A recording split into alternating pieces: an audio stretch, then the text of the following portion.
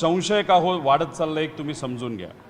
एक तर CBIला देऊन 26 दिवस झाले तरी सुशांत सिंग राजपूतचा लगेच मुद्दा 2 दिवसात स्वीकारला जातो आणि अजितदादांचा तपास CBI अजून स्वीकारत नाही। एक हा मुद्दा।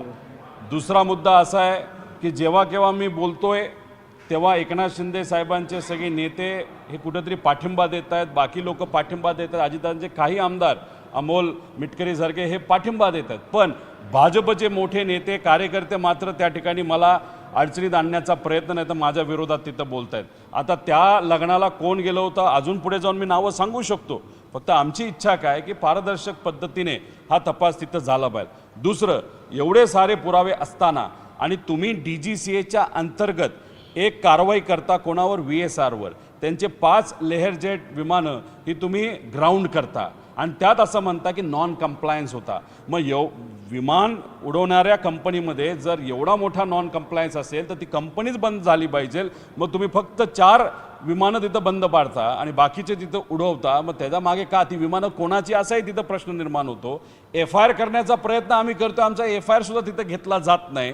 आणि मग ह्या सगळ्या गोष्टीकडे बघितल्यानंतर त्याच्याचबरोबर जे या देशाचे एव्हिएशन मंत्री आहेत राम मोहन नायडू, आता ही एक गोष्ट मी आत्ता आपल्या सर्वांसमोर आणतोय आणि त्याच्यात आमच्याकडे उद्या जाऊन पुरावेसुद्धा आपल्या सर्वांना देतो।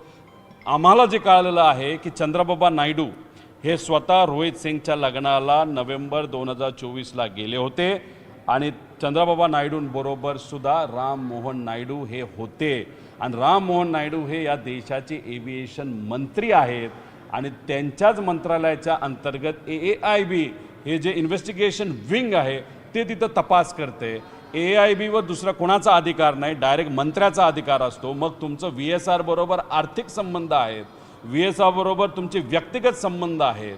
VSRला ज्या दिवशी एखादी मोठी बँक 40 कोटी रुपये निधी देते तेव्हा चंद्रबाबा नायडूच्या एका NBFCला सुद्धा 50 कोटी रुपये त्याच दिवशी तिथं दिले जातात। अहो किती अजून योगायोग तिथं आणू, आणि हे सगळे संबंध असल्यामुळे अजितदादांना न्याय मिळत नाही आणि इन्व्हेस्टिगेशन हे योग्य दिशेने जात नाही असं आमचं ठाम मत आहे।